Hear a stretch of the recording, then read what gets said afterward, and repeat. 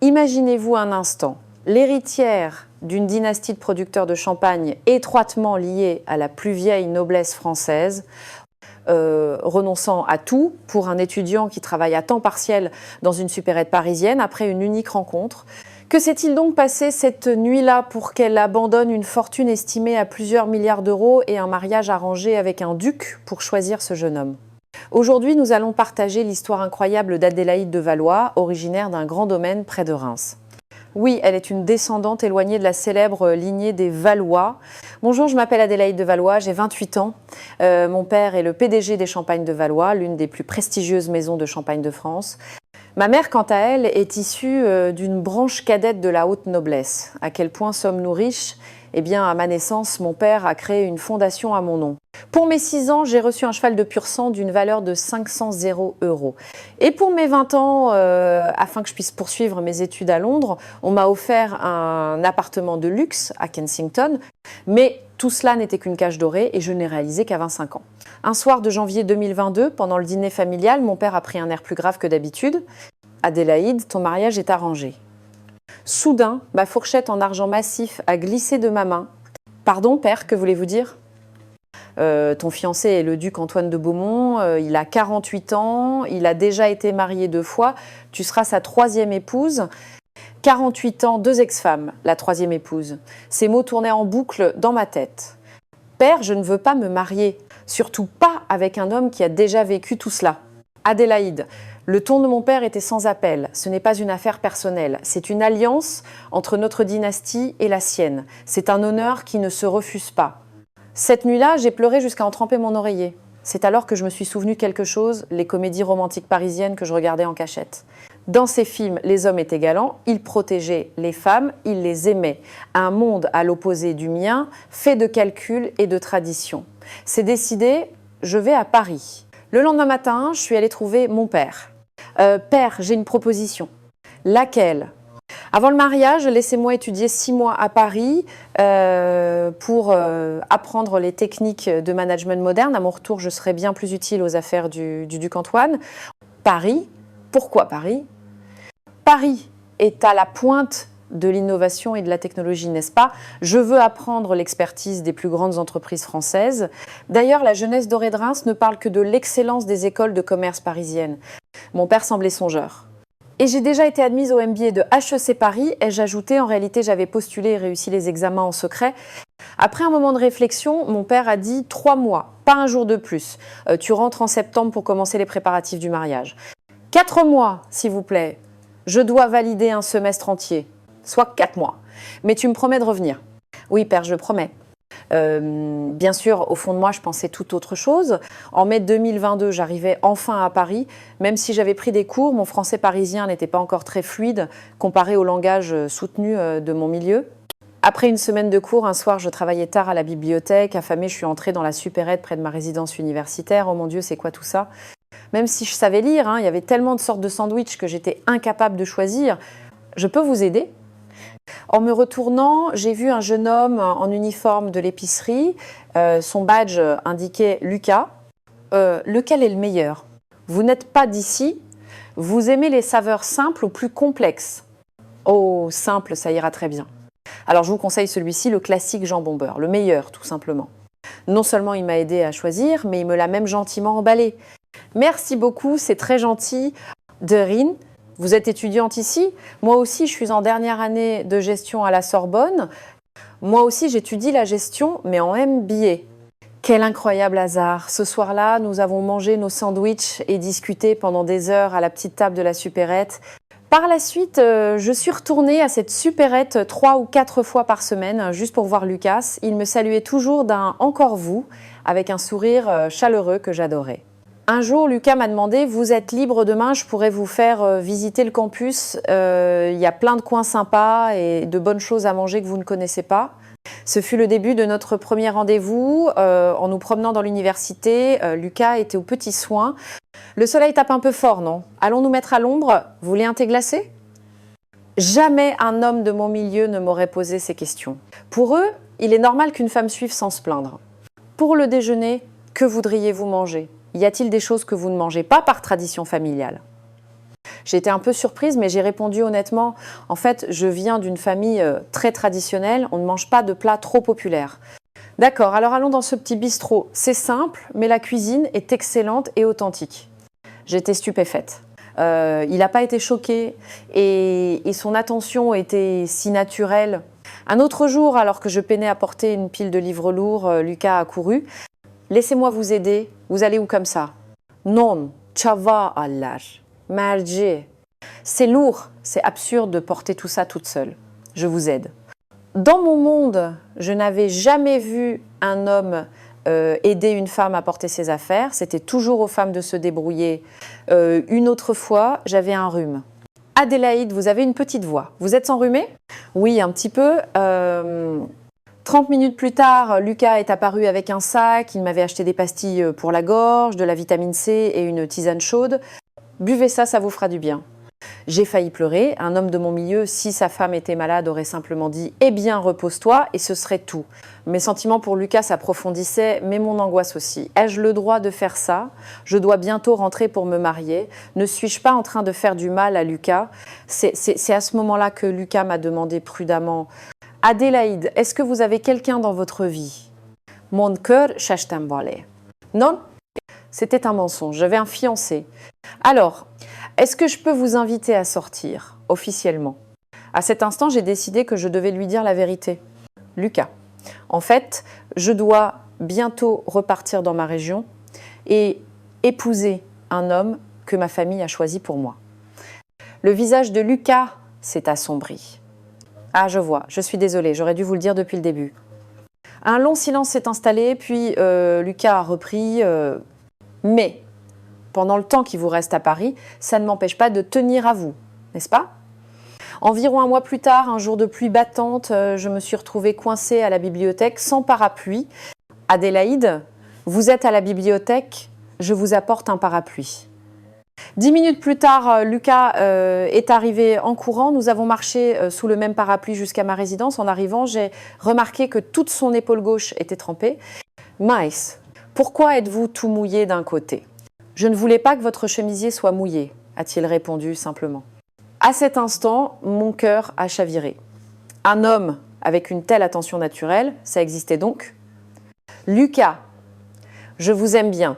Je sais que je dois partir, mais au moins pour le temps qu'il nous reste. S'il vous plaît, acceptez mes sentiments. Sous la pluie, nous nous sommes embrassés pour la première fois, un début aussi doux qu'amer. Après un mois de relation, je me sentais de plus en plus coupable. Lucas était si sincère et moi, je lui cachais ma véritable identité. Un jour, il m'a demandé « Au fait, que fait votre famille dans la vie ?» Mon cœur a raté un battement. « Oh, ils sont dans les affaires, de manière générale. » D'accord. Si un jour ils viennent à Paris, présentez-les à mes parents. Cette nuit-là, je n'ai pas dormi. Comment pouvais-je continuer à mentir? Une semaine plus tard, j'ai pris ma décision. « Lucas, il faut que je te parle de quelque chose d'important. » Dans un café, Lucas s'est assis en face de moi, l'air inquiet. « Qu'est-ce qui se passe ?»« Lucas, je suis désolée. Je t'ai caché un secret. » J'ai pris une grande inspiration. Je ne suis pas une étudiante ordinaire, je suis la fille de la famille de Valois, l'une des plus grandes dynasties du Champagne. Mon père dirige la 3e plus grande maison de champagne de France. Les yeux de Lucas se sont écarquillés.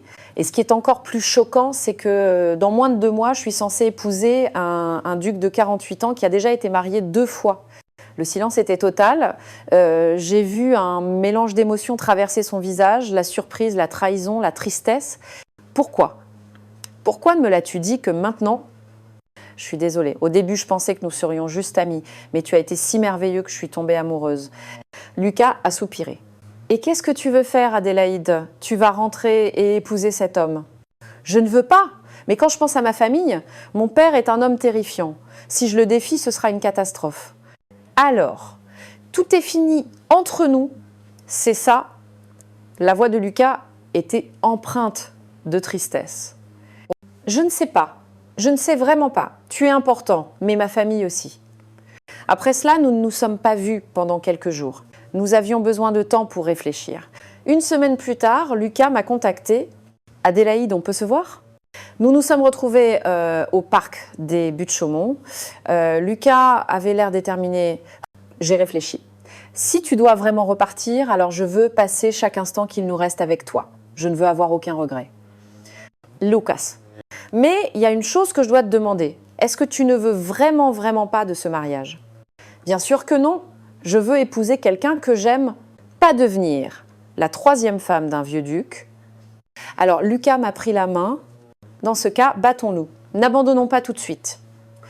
Après cela, notre relation est devenue encore plus forte, mais l'ombre de la séparation planait toujours. 2 mois plus tard, c'était l'anniversaire de Lucas. Qu'est-ce que tu veux faire pour ton anniversaire? Juste être avec toi, Adélaïde. Le jour J, je suis arrivée à son petit studio avec un gâteau. Joyeux anniversaire. C'était une chambre simple, mais impeccablement rangée. Sur le mur, il y avait des photos de nous deux. Nous avons mangé le gâteau, bu une bière et parlé de tout et de rien. Par la fenêtre, on voyait les lumières de Paris. Tu ne regrettes pas, Adélaïde, de t'être entichée d'un étudiant fauché comme moi? Ne dis pas de bêtises. Te rencontrer est la meilleure chose qui me soit arrivée. Lucas m'a pris la main. Alors, profitons au maximum du temps qu'il nous reste. Cette nuit-là, aidée par la bière, nous nous sommes rapprochés naturellement. Adélaïde. Quand les lèvres de Lucas ont touché les miennes, le monde a semblé s'arrêter. « Ça va ?» m'a-t-il demandé doucement. J'ai hoché la tête. Cette nuit-là, nous avons fait l'amour pour la première fois. Lucas a été d'une tendresse infinie. « Si tu as mal, dis-le-moi tout de suite. Je ralentirai. » C'était si différent des histoires que me racontaient mes amis de mon milieu sur leur première nuit. Leur mari avait été brusque, égoïste. Mais lui, au moindre signe d'inconfort de ma part, il s'arrêtait pour me demander si tout allait bien. Merci d'être si doux, c'est ma première fois. Qui voudrait faire du mal à la personne qu'il aime? Ces mots m'ont fait monter les larmes aux yeux. Le lendemain matin, ma décision était prise.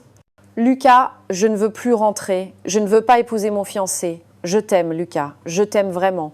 Mais la réalité n'était pas si simple. Adélaïde, le délai est écoulé. Rentre immédiatement. J'ai reçu un appel de mon père. Père, je reste à Paris. Quoi? Si tu ne rentres pas, je te coupe les vivres et je te déshérite. Même dans ce cas, je resterai avec Lucas. Quelques jours plus tard, mon frère aîné et mon oncle ont débarqué à Paris. Adélaïde, réveille-toi. Comment peux-tu fréquenter ce prolétaire? Mon frère, j'aime Lucas. Je l'aime vraiment. N'avais-tu pas promis d'épouser le duc? C'est à ce moment que Lucas est apparu. Je protégerai Adélaïde. Pardon. Et qui es-tu, toi? Ton salaire mensuel ne paierait même pas notre chauffeur. Mon frère était méprisant, mais Lucas est resté digne. L'amour ne s'achète pas, monsieur, j'aime Adélaïde sincèrement. Les 6 mois qui ont suivi ont été une guerre. Les menaces, les tentatives de persuasion, la pression de ma famille étaient constantes. Adélaïde, j'ai bloqué toutes tes cartes de crédit. Comment vas-tu vivre maintenant? Ça ne fait rien. Tant que je suis avec Lucas, ça me suffit. En réalité, Lucas a dû prendre 3 petits boulots. Le week-end, il travaillait dans un entrepôt. En semaine, il donnait des cours particuliers le jour et travaillait à la supérette la nuit. Je suis désolée de t'imposer tout ça. Pourquoi t'excuser? Être avec la personne que j'aime, c'est ça le bonheur. Même si on est pauvre, on est heureux. Chaque matin, Lucas me préparait un petit déjeuner. Il m'achetait les croissants de ma boulangerie préférée. Mais cette vie avait ses limites. Un jour, Lucas a pris une grande décision. Adélaïde, je vais aller en Champagne. Koi. Je veux rencontrer ton père en personne pour lui demander ta main officiellement. C'est de la folie, c'est dangereux. Tu ne sais pas à quel point mon père peut être redoutable. Je dois y aller quand même. Je ne veux plus que nous vivions en nous cachant. Je veux être reconnue dignement. À partir de ce jour, Lucas a commencé une préparation incroyable. Chaque nuit, il étudiait l'énologie, l'étiquette de la haute société et l'histoire de la noblesse française. Lucas, pourquoi tu t'infliges tout ça? Je l'ai trouvé endormi sur ses livres à 2 heures du matin et j'en ai pleuré. Pour Adélaïde, je peux tout faire. Le jour, il enchaînait ses 3 boulots. Le soir, il suivait des cours d'œnologie. Le week-end, il allait dans des dîners formels organisés par un professeur pour apprendre les bonnes manières. « Monsieur Dubois, vos progrès sont impressionnants. Votre palais s'affine, » lui disait son professeur, impressionné par sa détermination. Avec un jeune homme comme vous, votre beau-père ne pourra couvrir son cœur. 6 mois ont passé, Lucas pouvait désormais tenir une conversation de base sur les grands crus et connaissait les règles fondamentales de l'étiquette. « Tu y vas vraiment ?» ai-je demandé en larmes à l'aéroport Charles de Gaulle. Ne t'inquiète pas, je reviendrai avec sa bénédiction. Si je sens le moindre danger, je reviens tout de suite, compris? Je t'aime, Adélaïde. Le 15 mars 2023, Lucas est parti. Arrivé en Champagne, il s'est rendu directement au domaine de ma famille, mais les gardes l'ont bloqué. Pas de rendez-vous, pas d'entrée. Je suis l'homme qui aime Mademoiselle de Valois. S'il vous plaît, dites au comte que je souhaite le voir. Ne nous faites pas rire, retournez d'où vous venez. Le comte ne reçoit pas n'importe qui pour ce genre de raison. Mais Lucas n'a pas bougé, il est resté debout devant les grilles. J'attendrai ici. En mars, en Champagne, les journées sont froides et humides. Le premier jour, sous la pluie glaciale, sa peau est devenue pâle. Le deuxième jour, ses lèvres étaient gercées et il était transit froid. Le troisième jour, il était au bord de l'épuisement. Les domestiques ont essayé de lui apporter une boisson chaude, mais il a refusé. J'attendrai dignement. La nouvelle est finalement parvenue aux oreilles de mon père. Comment? Ce jeune Parisien est devant la grille depuis 3 jours. La nuit du 3e jour, mon père est sorti en personne. C'est donc toi, le jeune homme. Même épuisé, Lucas s'est efforcé de se tenir droit et de saluer respectueusement. Bonsoir, monsieur le comte, je m'appelle Lucas Dubois. Mon père a été surpris par son aplomb. Pourquoi cette folie? Tu pourrais y laisser ta santé. Parce que j'aime votre fille de tout mon cœur, monsieur. Pour avoir la chance de l'épouser, je suis prêt à tout risquer. Mon père l'a fait entrer, le test officiel a commencé.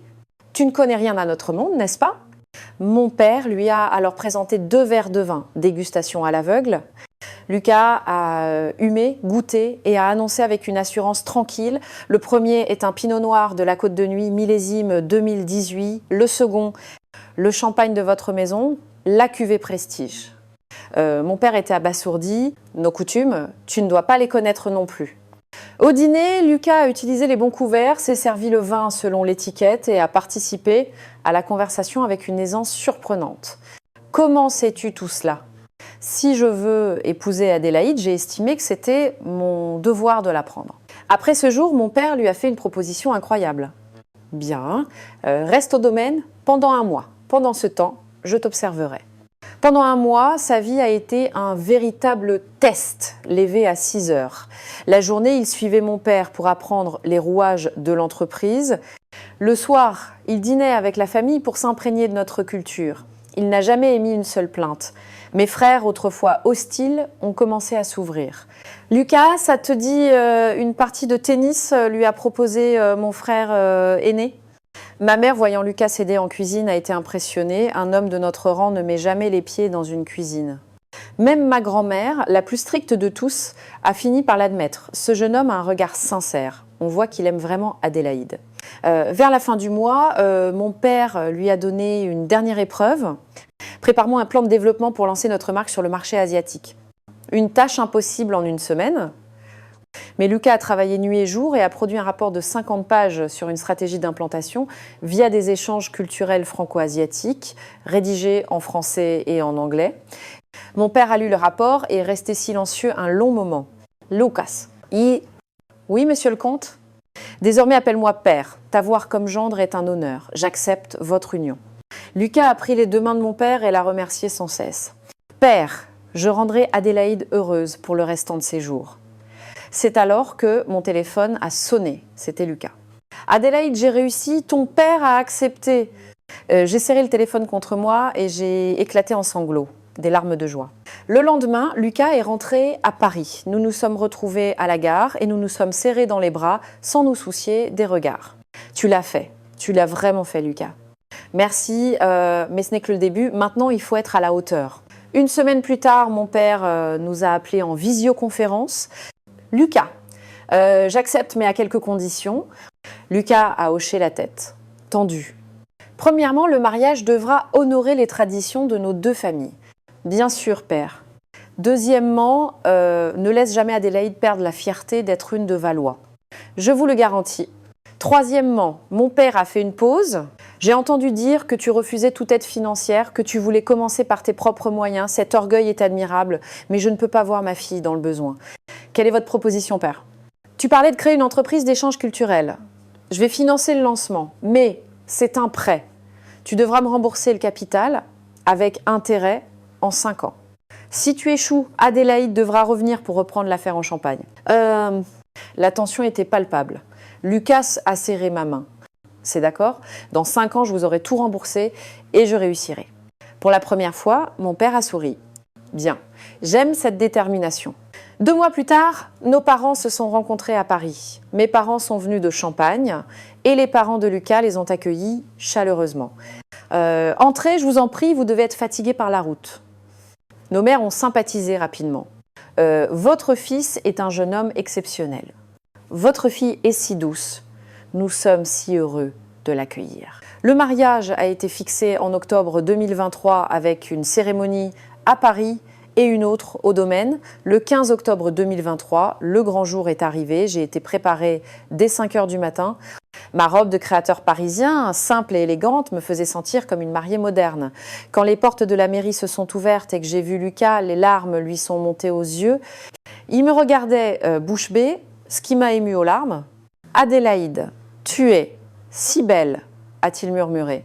Après la cérémonie, je suis allée voir mes beaux-parents. Ils m'ont serré dans leurs bras. Ma belle-mère pleurait. « Ma belle-fille, tu es notre fille maintenant. » Mon beau-père m'a pris la main. « Bienvenue dans la famille, fais-nous de beaux petits-enfants. » 1 mois plus tard, nous sommes allés en Champagne pour la 2e cérémonie. Lucas avait travaillé dur son discours. Il est apparu en costume 3 pièces sur mesure, digne d'un prince. Moi, je portais une robe de mariée traditionnelle, un héritage familial. Au moment des vœux, Lucas a prononcé son discours d'une voix claire. Devant vous tous, je, Lucas Dubois, promets de prendre Adélaïde de Valois comme épouse, de l'aimer, de l'honorer, de chérir ensemble nos 2 cultures et nos traditions. Son aisance et son respect pour nos traditions ont ébloui les invités. Après les vœux, mon père a serré Lucas dans ses bras. « Tu es mon fils maintenant, un membre à part entière de la famille de Valois. » Pendant la réception, mon père a fait une annonce surprise. Pour cette occasion, je veux vous offrir un autre cadeau, le penthouse de notre immeuble parisien, avenue Montaigne, comme nid d'amour. Lucas s'est levé et a poliment décliné. « Merci infiniment, père, mais nous le refusons respectueusement. Nous voulons commencer avec nos propres moyens. » Mon père l'a regardé, surpris, puis a éclaté de rire. « Je ne me suis pas trompée sur toi. Je suis fière d'avoir un gendre avec un tel honneur. » De retour à Paris, nous avons loué un petit bureau près de la Tour Eiffel. On commence ici, Adélaïde. C'est petit, mais c'est à nous. Le jour où nous avons accroché notre enseigne, le pont franco-culturel, Lucas a dit « Dans 5 ans, on sera les leaders de ce secteur. » Les 2 premiers mois ont été difficiles, pas un seul client, mais au 3e mois, le premier appel est arrivé. Une maison de maroquinerie de taille moyenne qui voulait des conseils pour s'implanter au Japon. Nous avons travaillé jour et nuit sur notre présentation et ce fut un succès éclatant. Notre premier contrat valait 100 €. Nous avons pleuré de joie dans les bras l'un de l'autre. Ensuite, le bouche à oreille a fonctionné. La première année, nous avons réalisé un chiffre d'affaires de 500 €. Aujourd'hui, en 2025, nous remboursons toujours le prêt de mon père et nous avons déjà remboursé 5 millions d'euros, intérêts compris. Mon père est fier à chaque fois que nous lui présentons nos résultats. Excellent travail, vous devriez avoir tout remboursé en 5 ans. Peut-être même en 4 ans, père, répond Lucas. Notre fils Louis, né l'année dernière, commence tout juste à marcher. Même si nous remboursons encore une dette, nous sommes incroyablement heureux. Notre petit appartement peut être modeste, mais il est rempli d'amour et nous grandissons ensemble chaque jour. Voilà, mesdames et messieurs, pourquoi j'ai tout abandonné pour choisir cet homme. Le véritable amour peut nous faire surmonter tous les obstacles. Les hommes des comédies romantiques sont charmants, mais dans la vraie vie, ils le sont encore plus. Mon histoire vous a plu. La semaine prochaine, je vous raconterai une autre histoire d'amour international encore plus incroyable. N'oubliez pas de vous abonner, de liker et de partager. Votre soutien est notre plus grande motivation. Merci.